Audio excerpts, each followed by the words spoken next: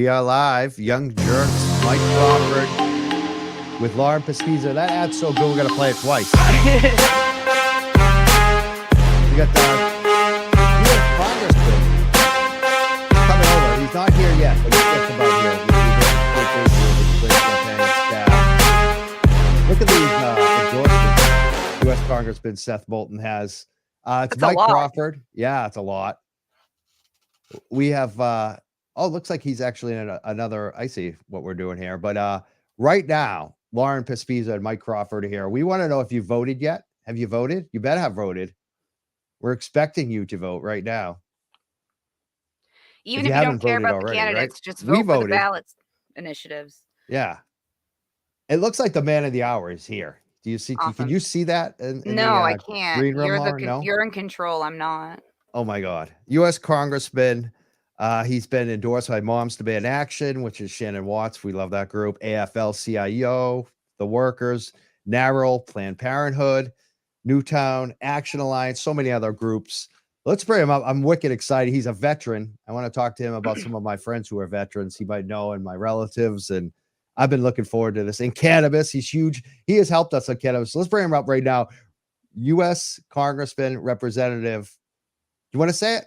You say it, Lauren. U.S. Congress Representative Seth Moulton. Thank you. What's up, sir? Hey, how are you?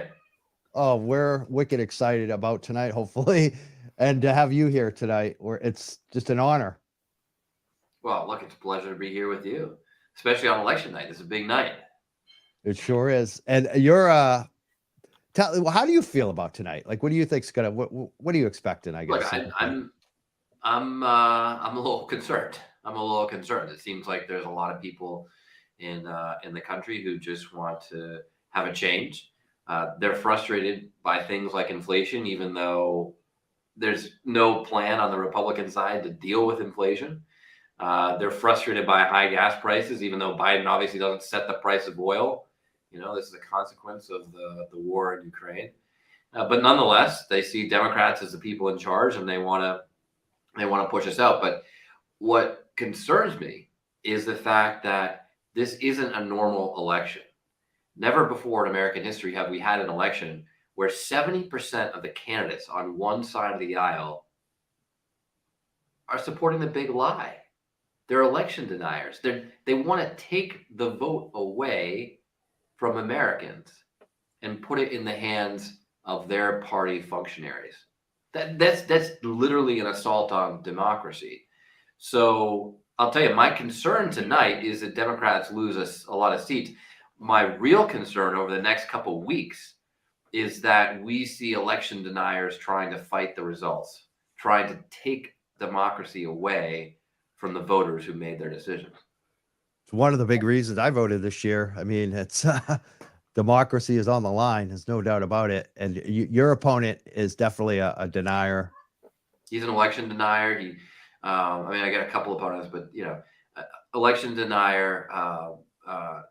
Trump fanatic, someone who is more interested in following the orange man than doing what's right to serve the people of Massachusetts. Now, I know you're a veteran and you do a lot of work with veterans. I want to ask you about two local veterans. This is like our veteran quiz, because I think you do probably know these guys, but I just want to test. This is like our test. You know how GBH does their little game show? This is our Seth Moulton veteran game show. I'm guessing you know one of my friends. He's a selectman in Uxbridge. Do you know him? Stephen Mandilli? I think we've met. I don't know him well. Okay. And what about, so you do know him. He's a great guy. And what about a guy named Larry Kirby? You know him? Oh, yeah. Larry Kirby. Absolutely. He's actually my stepdad's dad. Oh, no kidding. He's amazing. Yeah, I love Larry Kirby. So I just wanted to throw his name out there tonight. How old is he now? He's in his 90s. I should know the age, but he's up there. Larry and Mary and his whole family, they're just amazing. I think they gave me a lot of my values too. You know, democratic, working class, just good people, really good people. Really good people and great servants to our country, servant leaders. You know, we need more of them in Washington. We don't need election deniers who are trying to to take away our democracy. I mean, that's the concern, you know, and there will be a lot of people who try to paper that over after the election. But that's not patriotism. That's not Americanism. Trying to undermine how the vote works, the foundation of our democracy that's not a way forward. And that's my big concern. Look, I understand there are issues. We can have a good debate about the issues. We can talk about different ways to address inflation or address immigration, address taxes. I mean, these are all good debates to have. But if people can't even agree on the basic facts of how our democracy functions and has worked for over 200 years, then we got problems. And we're speaking to U.S. Congressman Seth Moulton. Great honor to have you tonight on election night. I know you're very busy. I want to ask you about an issue you may not have heard about yet. It's something that we've been covering, and it got a lot of press. I'm pro-cannabis. I've been pro-cannabis for 20 plus years. I'm a athlete, hurt my back, cancer survivor.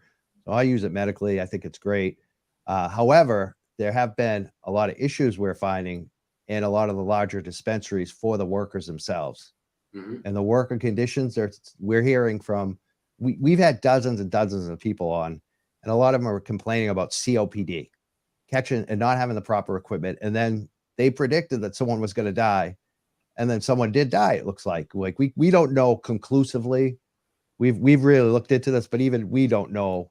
We can't conclusively say, but we think there's an issue with respiratory at these places, and there's just not enough protection. And OSHA didn't seem to want to do anything at first because it was federally illegal. Now it seems like they're starting to halfway step it up, but we still don't even feel like they're doing enough. And Cannabis Control Commission is really not doing enough. What can we do to protect these workers in this industry that's, just brand new? Well, look, I mean, this is absolutely a place where, as in many industries that have dangers, there needs to be some oversight, and government has a role in providing that oversight. But the big picture here is what needs to happen is we've got to legalize cannabis, because if we get this done at the federal level, and we've been really close, then there's not going to be all these different issues. I mean, I'll give you another one.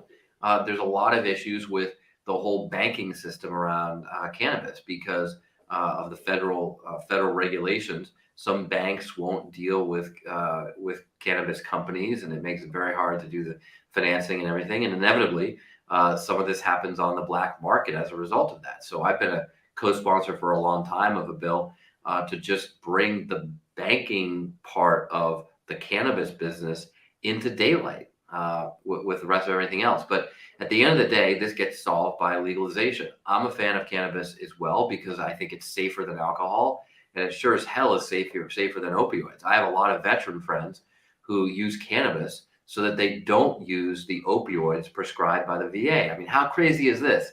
That the VA, because of federal law, can prescribe opioids, which we all know kill tens of thousands of Americans every year. And yet they can't just prescribe cannabis, which is, 100 times easier to use safely. That's crazy. It's not serving our vets. It's not serving our people. It's not the right policy for our country. Thank you so much. And I know in Peabody, there was an adult use referendum. The city has not approved it. They were trying to, City Councilor Joel Sasslaw was trying to get that done. You helped on that. And I really want to thank you. You actually stood up, and for us, in the cannabis community, where a lot of other elected officials, especially congressmen, you're not seeing that in a local. So I really thank you on the cannabis issue for what you've done nationally and even locally. Well, I mean, I was the first one in Massachusetts, ahead of all the other political leaders here on these issues. By the way, I also believe in safe injection sites. There are a lot of my colleagues who have not come on board with that. Look at the studies, look at the facts. They make things safer. Are they a perfect solution? No. I wish there weren't any Americans addicted to drugs, period. But they're a step in the right direction to save lives. And I think if we had more people who made policy decisions based on facts, then we'd be better off. But that gets me back to my concerns about this election. Senator Moynihan famously said that everyone's entitled to their own point of view or their own opinion, but you're not entitled to your own set of facts. And a lot of Republicans in this election believe that they're entitled to their own set of made up facts about the 2020 election, made up facts about this election. I fully expect my opponent to lose and then claim that he won. That's how insane this world is that we're living in right now. We're getting some comments coming in.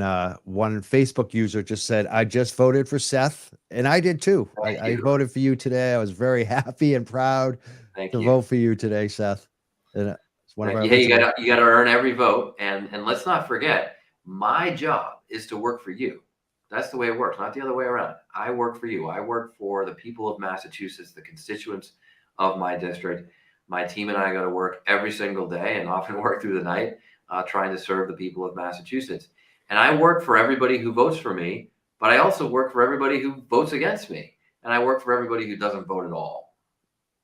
Representing all the people, and you're getting some support too for the safe injection sites, which we also support, right, Lauren? Yeah, that's really great to hear. I have a question. Yeah, go ahead. I know we're all very concerned if, the Republicans win a bunch of seats. Obviously, that's terrible. I'm also concerned if they don't. Why? Why would they're not going to accept? Like, they don't accept it anymore. Oh, I see. Yeah, they the won't worse. accept The more we win, the more violent they get. I mean, look, I think that there are gonna be a lot of seats that are close, right? That's a reality with this election. And those are the ones that we're concerned about from an integrity of our democracy perspective. So, we're going to see how it plays out. I don't know. I'm not one to wait up late on an election night. Yeah. You're here with us, which is great. Ballot that comes in. I'm gonna when I'm done with this, I'm gonna put my girls to bed, and then I'm gonna go to bed, and I'll wake up in the morning and see what we got. Well, I'm not too worried about your seat. We know your opponent. Of course, like you say, is that there are places in our country where we've got really tight races, and we wake up in the morning and the Democrats won by a few hundred votes. But rather than accept that result, the Republicans start claiming fraud.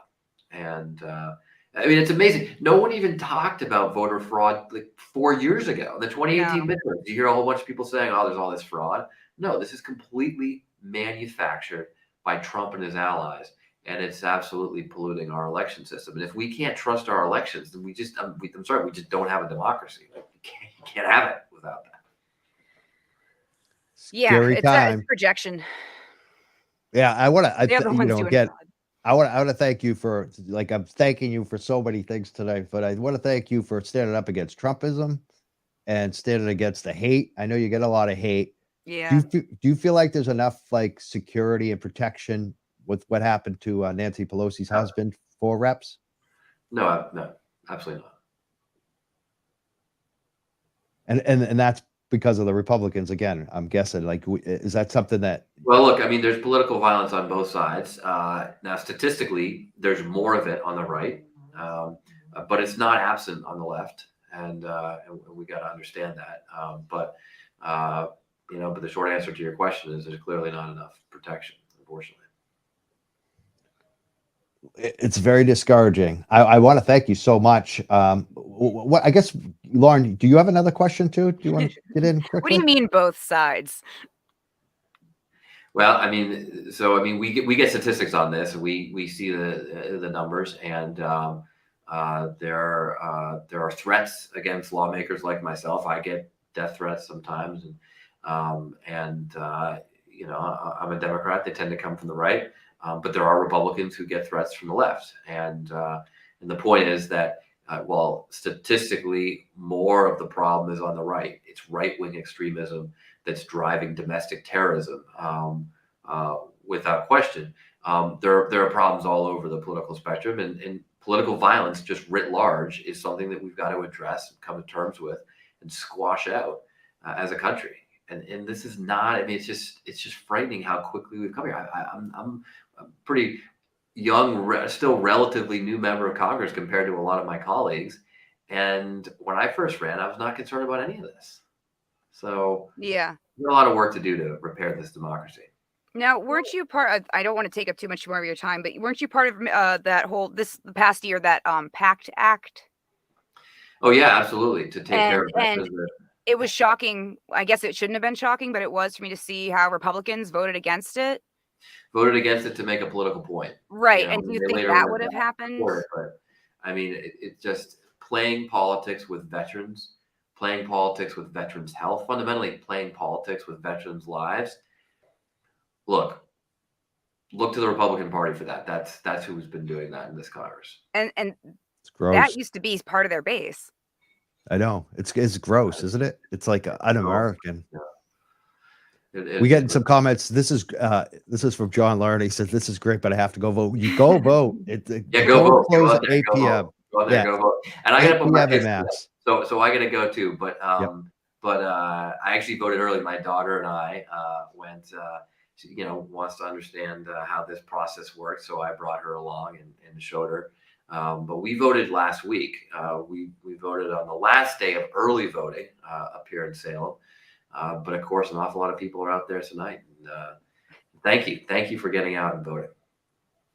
Thank you for all that you do.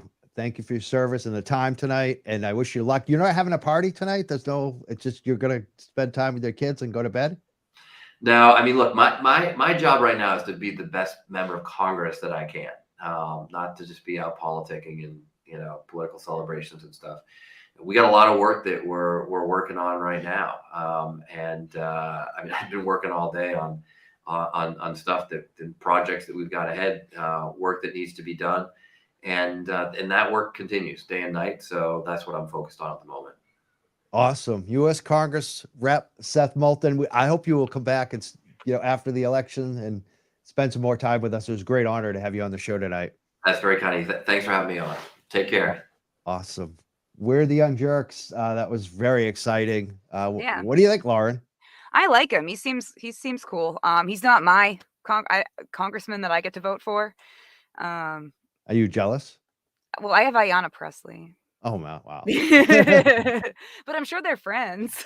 I'm sure they're very good friends. No, I like him a them lot. both. And he seems good. I think, I'm not worried about his competition.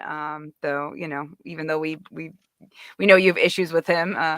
Who? Oh, Bob May. Yeah. I guess there was Well, a he called the libertarian cops running on against me. him too. The first time I've ever gone to interview someone and have them call the cops on me. I know. I almost blurted out when he was talking about Bob May. I'm like, he's also a cop caller. Like, Yeah. he's also a Karen. But Yeah, he is a Karen. but I liked him. Bob I know. Karen. Don't vote for Bob Karen. Yeah, don't vote for Bob Karen. Or Karen exactly. Bob. I don't know. Karen Exactly. May. Yeah. I could sense the concern though. I mean, he was relaying his Feel concerns it about tonight. our Yeah, democracy. it's so funny because I come in on all hot, like all excited that we have him. It's election night. It could feel like the responsibility he's carrying and just they feel it different. I think that was good though, because I think people need to. I mean, I'm having the time of my life. I'm freaking walking dogs. Yeah. I'm worried about the country too, but it's not my responsibility. Like my responsibility was to vote today and do a great show, which we do. But you could feel it on Congressman Seth Moulton tonight. You could tell. I think he's concerned about the rest of the nation too, about the since he's working on the national scale, about a lot of the votes in other states. He wants to work with the non-crazy Congress. I know. Can you imagine? Yeah. No. What if Dr. Oz shows up? Your colleague is we should ask him about that, about Marjorie Taylor Greene. Like, have you ever got stuck in the elevator with her? Yeah, right. I'm playing the wrong video, of course, too. Okay. I'm trying to bring up the video that we're gonna hopefully close the show with, but I'll do that later because we still have more to talk about. Do you have more things you want to talk about tonight, too? I have inside scoop about some election craziness. Good. It's not good actually. It's a little scary. Actually, before we do that, I want to throw it out there to people. Did you vote today? Tell us about your voting experience. Was it busy? My voting experience, it was busy. I went early, and it was busy. I've never seen it so busy at my polling location. but I've only been here for 6 years now. But in the 6 years, it seemed busier than normal. So I thought that was interesting. That is good. Yeah. I Mine met, was met my dead. state senator too. He was out there holding a sign, which was awesome. Brendan Crichton seems like a nice young man, nice young guy. Really, we looked him up too. It seems like he does some good Yeah, I work. looked him up. He seems to have co-sponsored all the right bills, so it'll be cool if he come on the show. Yeah, I think we're going to get him on the show. Nice. And we had some great people on the show a couple nights ago too. Who so far, like we had a bunch of, I don't know, probably 7 campaigns come through between the Rod videos and the people who have called in. I think it's at least 7, maybe And that's even not 8. counting everybody in the primaries. Yeah, but who do you like from this round? Like who kind of stood up to The you? ones that I am gonna be the ones that will keep me up tonight are Bristol County Sheriff. I just Hodgson's so You want bad. Paul? You want Paul to Yeah, I win? want Paul. And even though I don't live there, it just matters to me. And Rasan Hall for DA. That's extremely important. Plymouth County. That's a big And one for me too. Rasan Hall. I'm yeah, like, those oh were the big man, ones. he Those are was the real awesome to races. come on. I don't care about Auditor, and that's probably the best way to feel about Auditor. Though I Oh, would that's love to do funny. a Yeah, I show. don't really care either. I would love to do a show with Anthony Amore about like art fraud with Rod. Like I feel like he knows about that. Looking at his Yo, first, I would like to do is maybe Anthony and Diana after the election right, together. Like yeah, I was angling right away. Honestly, I'm gonna give the audience a little inside info right now. I was angling, hoping to get that kind of debate where I had Anthony versus Diana on the show, and I asked Diana right early on, but she seemed interested in it. Then I didn't hear back, and I was just like, I'm not pushing for this because then all the stuff with Lorna came out too, yeah. and in the end, I just was like, let's just have them both on that last show, and we basically did 2 nights ago. But they've gotten nasty, both I of them. know. I got a text last night. I like them both, but the campaigns got nasty. Yeah, I got a weird text from the Amore campaign like last night. Can I ask you? Because you were teetering towards voting for I bailed and I voted Workers' Party. You voted for Workers. Don't blame me. I thought voted you for were the going to go third party. Diana. I was like, no, wait. I thought you were going to go either Diana DiZoglio or Anthony Amore, the 2 people who came on the show. But no, you went for Nick Gianni. I don't even know the guy. I just want them to get their who percentage. did come on the show a while back. He has Yeah. been. I would But only it's actually funny. vote I for somebody didn't that came see on the them show. pulling you out for the third party. Well, so I understand the concept of trying to get the public funding and the placement as a real party versus designation. Well, that Anthony's going to requires. be disappointed. Well, you know what? He can come He thought on he a had show you. with me and He Rod and thought talk he had about you. art fraud Let me ask you someday. this: was it the ad? Oh, so it's a third party funding that did it to you? I didn't realize there was like I really didn't actually believe there was going to be a third party on the candidate, even though somebody told me. I'm like, nah, it's not going to happen, and then it did. Wow, Lauren went third party. I voted actually a lot of third party, especially where it was safe. I did not vote. You know what third I party. did? What do you think I did? I think you voted blue. All the way. All the way. All the way. Every single D on You there. voted blue. Unless they were unopposed. If they were unopposed, I was like, they're gonna win. So I'm not I voting wrote for in. them. I was just like, I'm not voting for them just to give them the kind of Did you write in your friends' names? I wrote in someone's name. But if there was a Dem running versus anybody else, Dem. I wrote in Rod for sheriff. Straight blue. It's so weird for me to say that because I used to be like you, voting third parties and yeah, I know. And, well, I mean, the libertarians used to be like on our side more, and now I didn't vote any libertarians. I feel like what Seth I don't trust Moulton them. I don't trust them. I don't know which kind of libertarian they are, but I did vote some green and some. I don't trust any of them. Now that I've seen Jill Stein hanging out with Putin. Yeah. Now that I've seen democracy is on the ballot, I'm with Seth Moulton. Like we had a lot of comics tonight. He's got a challenger. You got to vote for him. Oh, we got Owen here. You know what though? I do like Owen. I follow Owen on Facebook. He's great. Owen Broadhurst. I didn't even realize he was actually with the. They're actually growing. We should have him on the show. He wrote a page for our party's platform as an FYI. This is Workers Party MA. .nationbuilder.com. You can check them out. Very cool. Yeah. I voted early, but word is Danvers was packed, lines all day. I hope that's not good for the guy over there. That seems like he has a lot of signs at Danvers. Oh yeah, that's right. Facebook user wrote, "Great show." And Owen, I don't know if we got this up earlier, but I want to put this one up there. He says voter fraud is a jabberwock. Absolutely. A jabberwock. I don't even know what that means, but I it think sounds it's good. like a red herring. Maybe. I don't know. I think he agrees, though. Yeah, I think Yeah, it he makes agrees with sense. Moulton. That means he agrees. So we're the Young Jerks. If you're just discovering us tonight, I think we might have had some new viewers and listeners. Please subscribe, follow, like us. We do a lot of local content, interview a lot of politicians. We do a lot of policy-based long-form interviews. You'll learn a lot, and you'll get to know a lot of great local people, especially in Massachusetts. And if you're listening outside of Massachusetts, hey, you'll still pick up a lot. Yeah, We're the Young plus it's fun. Yeah. What is it? Oh no, it's fun. Oh, it's fun. Our show is Yeah, fun. you're having, the shows are fun. Well, yeah, we do Unless have they're really fun. We try sad, to like have fun. recently, but We laugh a little bit. lately you've been covering important, not fun topics. But I know, right? This yeah, is like more fun tonight. yeah. And we'll definitely be doing more stuff on the cannabis workers and Lorna McMurray. We're not going to get away from that. We even No. brought it in tonight into Seth Moulton. I hope it helps. Yeah, that's good. Put a bug in his ear. Yeah.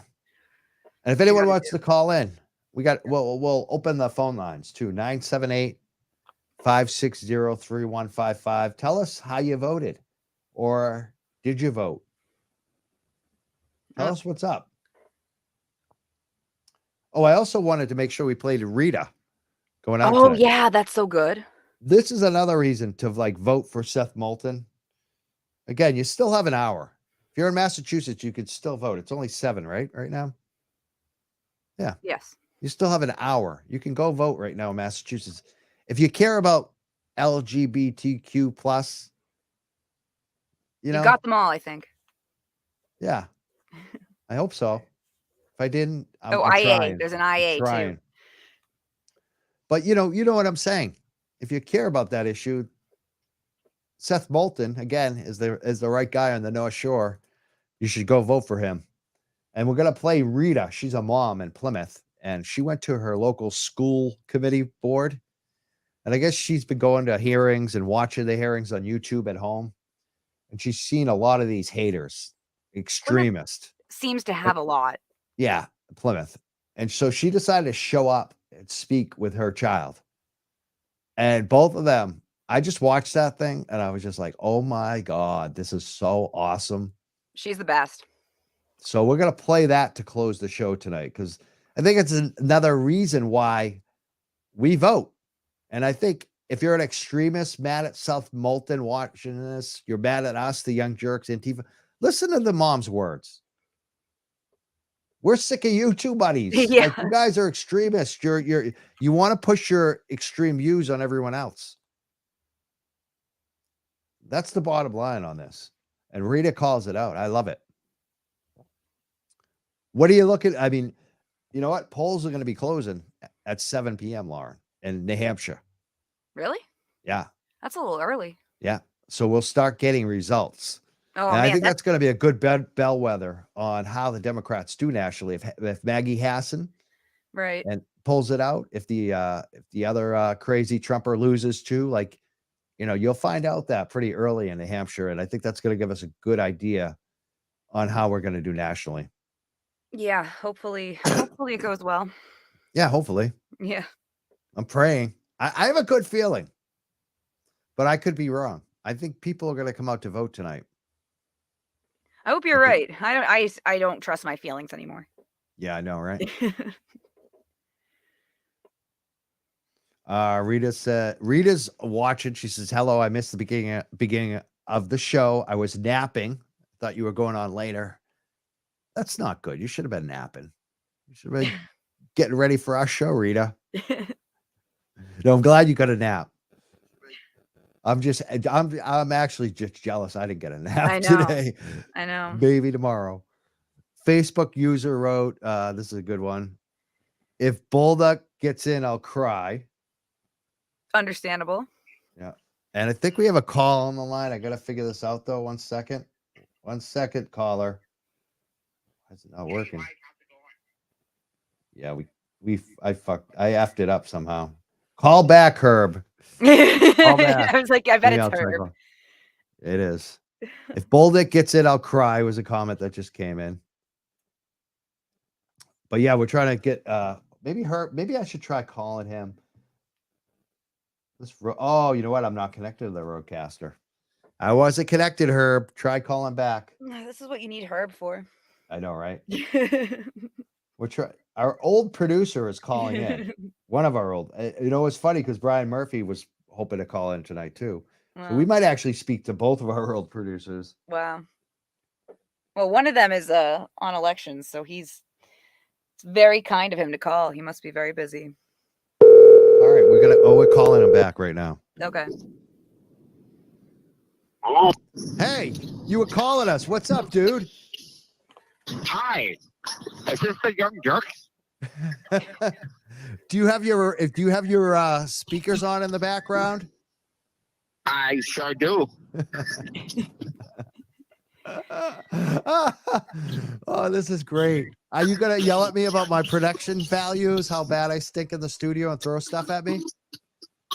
No, actually, I'm just a caller calling to talk about politics and cool stuff. Did you vote? Did you vote today, Herb? This isn't Herb. Who's Herb? That sounds like an old producer you had. That sounds like an old producer you had that was awesome. But no, this is not Herb. This is Bill. He was awesome. He took a lot of my shit. Oh yeah. Well, I bet he's in an insane asylum somewhere. Having the time of his life. So, caller, did you vote today? No, absolutely not. I don't vote. You know why I don't vote? Because a lot of these politicians they spend like a lot of money on these signs and all these things they put everywhere, and they don't spend any money on cleaning them up afterwards. So venues that host elections, they have to clean these places up themselves, or other people have to clean them up themselves, and it really bothers me. It bothers me so much that I refuse to vote. You know what? That's kind of a good reason. Yeah. But most politicians, if they were good politicians, they come back and they gather the signs back up. Yeah, where's the urgency? How come they spend so much money on putting these signs everywhere, but they never put any money into cleaning up the mess they cause? Where's the urgency? How are they serving the community if they're just making a big mess? Well, we'll try to get that addressed next time a U.S. congressman comes on. Oh, please do. I mean, they are the worst. Thank you for taking my call, and you guys have a great day. Thank you, Herb. That was our old producer pretending he wasn't our old producer. Yeah. He's pretty good. That was a pretty good prank. That's a good voice, honestly. If I didn't have his number in my caller ID, I probably wouldn't have known it was him. It could be his alternate personality, because this is the time of year that, Yeah, he could have multiple personalities. Yeah, I don't know when the last time he slept was, given his job. This is that time of year for good old Herbino. So that was fun. That was a fun call. Yeah. If anyone else wants to call real quick, we're doing that tonight. We're taking your calls. 978-560-3155. Give us a call. Maybe you have a comment, or leave one on the Facebook. We post them up too. Still got a lot of listeners. Well, I mean, I'm ready to check out because I want to go look at the results and see what's going on. I know. I want to doom scroll into the night. I will be too. So you know what? If you haven't voted in Massachusetts, you still have time. Drive over there right now. Go vote. Please go vote. Go vote yes. Go vote yes on everything, especially 1 and 4. Yes. No matter where you live, that's important. And apparently there was a weird question that you got, Mike. And somebody at a coworker of mine got that question on their ballot too. Yeah, there's some non-binding questions about transparency. I would say yes, but it wasn't expected, Yep. I guess only some special people got that question. I think it's Senate districts or state rep. That's how they do them. They do them. Oh, okay. Okay. But it's there's a lot to vote on. I'm excited about Massachusetts. Like, we're gonna be led by women. Yeah. It's gonna be that's Maura good. Haley, Kim Driscoll, Andrea Campbell, Diana DeZoglio, hopefully. I feel like they're gonna keep us safe from the rest of the crazy country, to be honest. I hope so. You know, like just sort of like our little look. We still have women's rights for For now, healthcare and until they like just federally certain make things. it Hey, illegal. we still have like some state healthcare going on. We still have decent enough public schools. Our MBTA is on fire, let's be honest. But for the most part, Massachusetts is like a fairly safe haven place to live compared to the rest of the country. If you can afford it. If you can afford it. It's exactly, Hilly. We're the young jerks. We're honest. We speak the truth on this show. We have a little bit of fun sometimes, but mostly we're serious, aren't we? We're a serious show. Yeah. Yeah. But sometimes we laugh. Like We when talk Herb about a lot of calls in. serious issues. Yeah. That's for sure. But why don't you want to close with that? Do you have any last words Yeah, tonight, Lauren? let's hear from Rita, who shout out to Rita, is one of my favorite activist friends that I know. Like, gosh, everything she does is high quality, does no fear, loudmouth, but speaks the truth. So let's hear it. And this is a mom, Mm-hmm. an activist, a mother in Plymouth at the school board hearing. And after she's heard all these crazy extremist religious folks, Anti-trans, everything. and I want you to listen to her, and then I want you to listen to her child. If you could just please come and state your name and address. And you have 3 minutes. My name is Rita Fiorello. I live on Surrey Drive. I'm going to try to do this quick. I wrote this with some help of community members. Also, Christopher Columbus was a rapist. I came here to speak tonight because I've had enough of watching week after week of public comment devolved into racist, homophobic, transphobic, and ignorant messages being delivered under the guise of pious and sanctimonious Christianity on YouTube. I know for a fact that I speak for a large portion of the town when I say we are disgusted. Plymouth Public Schools are public. If some residents want a religious education for their children, then there are options open for them. The public school system isn't one of them. Preaching is for church, not public school committee meetings. If a parent doesn't want their children reading books from the public library, then that parent should parent their own children. It is not up to them to decide what books are available for our children. Furthermore, the idea of censoring books in the public library is not an issue that should have been brought up at a school committee meeting in the first place. And by the way, books do not make people gay, and I can't believe I have to clarify that. The irony of people invoking the Pilgrims' plight for religious freedom in an effort to promote your own brand of religious tyranny is not lost on us. And quite frankly, I don't care if the Pilgrims are rolling over in their graves. It's almost 2023. I'd prefer to live in the present. I'm far more concerned about the well-being of our living citizens. That includes the LGBT community, who have been referred to multiple times as a societal trend. This passive-aggressive bigotry has not gone unnoticed. Politely spoken hate is still hate. Everyone has the right to live how they want to live. This includes sexuality, gender identity, and religious beliefs. You do not, however, get to dictate your beliefs on other people's bodies or lives. It's unfortunate that some people take their religious beliefs to an ugly place where they feel compelled to discriminate, belittle, or erase other members of the community for just being themselves. My oldest son is trans. He went through this transition while attending Plymouth North High School. I appreciate the fact that he was treated with dignity and respect by the vast majority of the school staff. It wasn't perfect, but not once did I feel there was a situation that I needed to personally address. I'm very thankful for that, and I'm sure Plymouth North High School is thankful that they didn't have to deal with an angry Rita. That being said, there is still a lot of work to be done in our community and schools, and the public comments at these meetings is evidence of that. I know of many incidents that have happened over the years with students and staff that involve racism, homophobia, and transphobia. Some were definitely not handled properly by the administration. It's not enough to just say that our town and our schools are a no place for hate community. We have to live it. I know the school committee members cannot directly address the people who speak at meetings, and that is understandable. I'd like to see the committee and the school administration publicly condemn this type of rhetoric, publicly show that our schools are a safe space for non-binary LGBT students, as well as students of different races and ethnic backgrounds, students with disabilities, students of all religions or no religion, and for children of the immigrant families who have recently graced our town.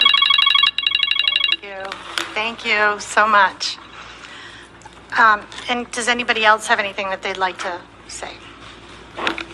Welcome. Just state your name and town. Hi, my name is Phoenix Fiorello. I live on Surrey Drive. I was in the Plymouth school system my entire life. I just graduated from Plymouth North in 2020. I am a transgender man, and I wanted to give my perspective on some of the public comments I've been hearing. I am not a societal trend. I am a human being. The dehumanization of my community is a rapidly growing issue, and I want to impress upon you the importance of ignoring conspiracy theories and propaganda and continuing to treat the children in this school system with love and acceptance. When I came out publicly my freshman year, I was met with patience and understanding by the school staff. They treated me with respect and accommodated my needs, and although the years were not without their hiccups, I truly believe that this acceptance had a part in saving my life. School is a place where children should feel safe to express themselves and their identities without worrying about bullying and oppression from the adults that are supposed to protect them. Hearing these homophobic and transphobic comments is extremely disheartening. Discussions about gender identity and sexuality are not indoctrination. They are essential to creating a future where no one is ashamed of who they are and who they love. We cannot control how many kids are LGBTQ. We can only control how we respond. And I believe that responding with anything other than acceptance would be a dangerous and irresponsible choice. Moving forward, I hope the school system continues to push acceptance of LGBTQ community with things like pride clubs, discussions in health classes, queer-friendly books, and the education of staff members on diversity and inclusion. I know that if I had had these resources when I was younger, my journey would have been a lot easier. The school system has a choice in creating a generation of happy, self-loving, accepting adults or a generation full of shame and bigotry. I ask that you continue to make the right choice and ignore the failings and hate that past generations have brought. Thank you.